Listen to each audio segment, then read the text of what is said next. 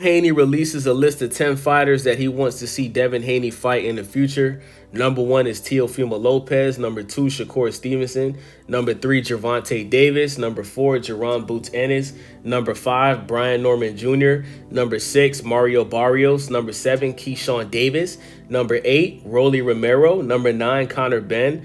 Number 10, Ryan Garcia. Now, we were supposed to get the Devin Haney versus Ryan Garcia rematch, but Oscar De La Hoya came out yesterday and said that he does not want Ryan Garcia to fight Devin Haney next because he feels like Devin Haney is just going to run around the ring just like he did against Jose Ramirez. And I have to agree with Oscar De La Hoya, right? I don't like Devin Haney's last performance. And I'm completely uninterested in seeing a rematch between Devin Haney and Ryan Garcia right now. I think Devin and Ryan, they both need to have another fight where they can prove that they can put on an entertaining fight. Because Devin Haney's fight was boring and non-entertaining against Jose Ramirez, and Ryan Garcia's fight was boring and non-entertaining against Rolly. Once Ryan got dropped, he pretty much was just fighting to survive. He didn't show any sign of trying to get that lick back, trying to knock down Rolly, he didn't look like he wanted to win the fight. Once he felt that power, it's like Ryan just wanted to survive. He looked the same way he looked against Tank when he got dropped, and he ended up getting hit with that body shot, and he took a knee and quit, right? So I'm very interested in seeing Devin Haney versus Teo next. And I say that because these guys have a long history together. Both of these fighters have their fathers as their managers, and they also help them train. So I think the promo for this fight would be incredible. You're going to have Bill Haney going at Teofimo Lopez Sr., and you're going to have Devin Haney going at Teofimo Lopez. And we were supposed to get this fight 6 or 7 years ago, but Teofimo Lopez was outpricing himself because he had no interest in fighting Devin Haney at the time. Teofimo Lopez Sr. admitted that they turned down a fight with Devin Haney. They pretty much were downplaying Devin Haney's resume at the time. This is before Devin Haney fought Vasily Lomachenko. So Teo ducked Devin. He ended up taking a fight with George Kambosos against his promoter Bob Arum's wishes. And, Triller there was a fight bid for the fight. Triller took the fight. We ended up getting the fight. And obviously Teo got dropped. Teo did end up dropping George, right? So George dropped Teo. Teo dropped George. George ended up winning the fight. And Teo to this day has all the excuses in the world as to why he lost that fight. He claims he had COVID. He claims he had asthma. He claims that all of this bullshit, right? So I think this fight with Teo and Dev is perfect for Devin's next fight because styles make fights, man. And I think that this gives Devin Haney another opportunity to put on a super fight and, possibly add another big name to his resume. And, Devin Haney has wanted this fight for a long time. Now, Shakur Stevenson is another fighter who ducked Devin Haney. All of these people have all of these nasty, bad things to say about Devin Haney, but they always ignore the facts. They ignore the fact that Ryan Garcia took steroids. They ignore the fact that that fight was turned to a no contest and Ryan got suspended. And they're even ignoring the fact that Ryan obviously looked like a shell of himself against Rolly off the steroids, right? And they also ignore the fact that Shakur Stevenson was offered a fight with Devin Haney at 135. This is when Devin Haney was the undisputed champion at 135. He offered Shakur 15% to get all of the belts at 135, and Shakur turned it down.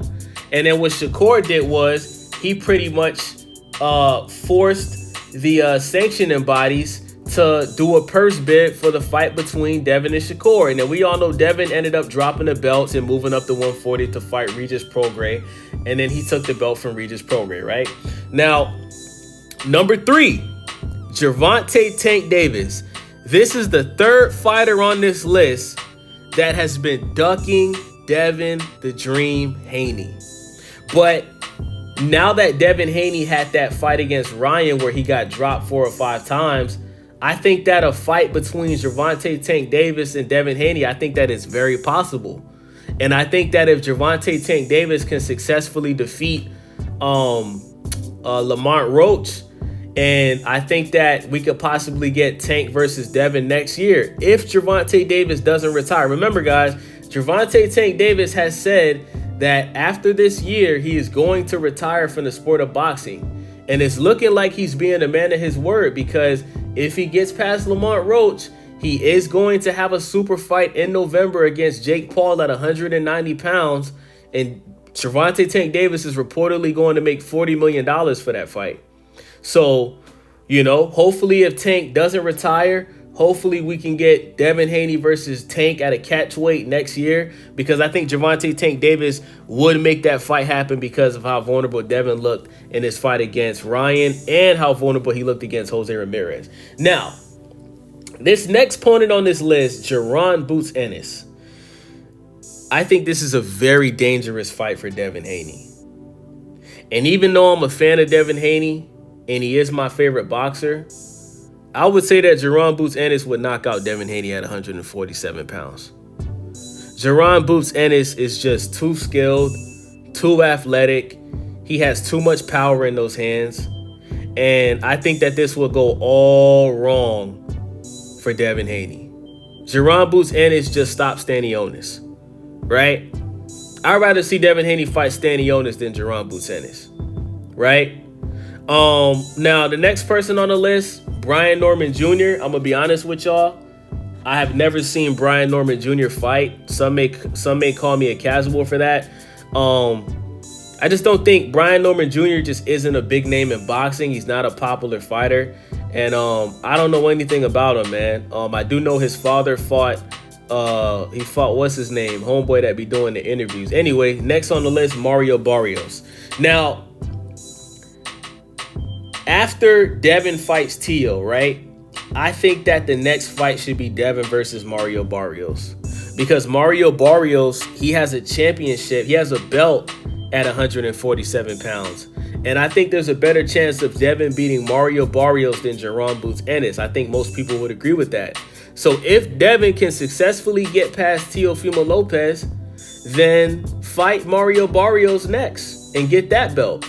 So you got you a belt from Tio at 140, and then you got you a belt from Mario Barrios at 147. I think that'll be a good fight, and I think Devin Haney can beat Mario Barrios.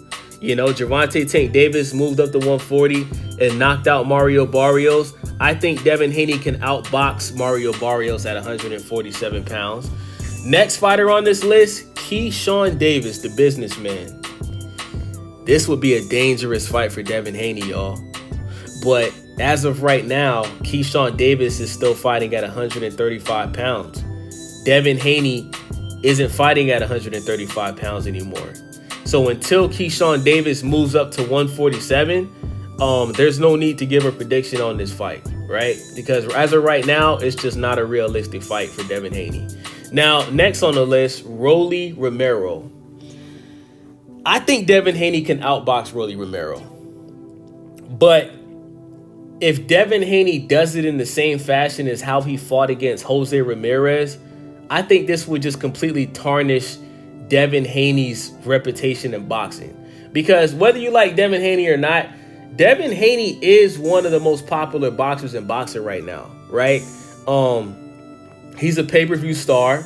He may not do the same pay-per-view numbers as a Tank Davis or a Canelo Alvarez, but Devin Haney does sell pay-per-views, and Devin Haney's name is very popular in boxing. Obviously, he gets more hate than he gets love, but whether you like him or not, if you ain't got no haters, you ain't popping.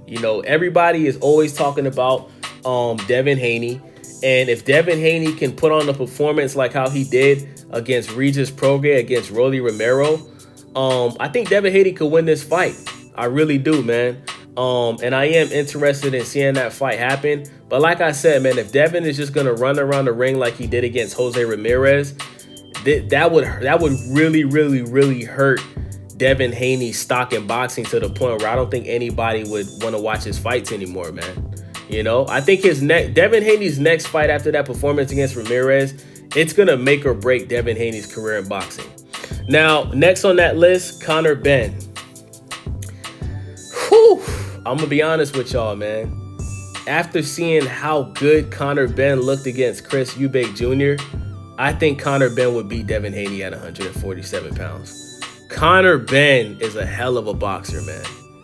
Like, I feel like Conor Benn should have won that fight against Chris. I wouldn't have been mad if Conor won the fight by split decision or if it was a draw. I would have been cool. But I don't think that Chris Eubank Jr., clearly beat Conor Benn. I'm not mad at the fact that Chris won, but I think that fight should have either ended in a draw or I would have gave Conor Benn the decision, because I just feel like Conor Benn did more in the rounds than Chris. Like, Chris didn't turn up against Conor Benn until the towards the end of the fight. You feel me? So I think Conor Benn would beat Devin Haney. And lastly, if we get a rematch between Devin Haney versus Ryan Garcia, as of right now, I would pick Devin Haney to win that fight. I think Devin Haney would outbox Ryan Garcia. And I don't think Ryan Garcia's power is the same without that Osterine, man. I think Ryan Garcia without Osterine is Popeye without the spinach, man. So let me know what you guys think about this list. It's your boy Wavy. Follow your boy. Leave a comment. Share the video. I'm out.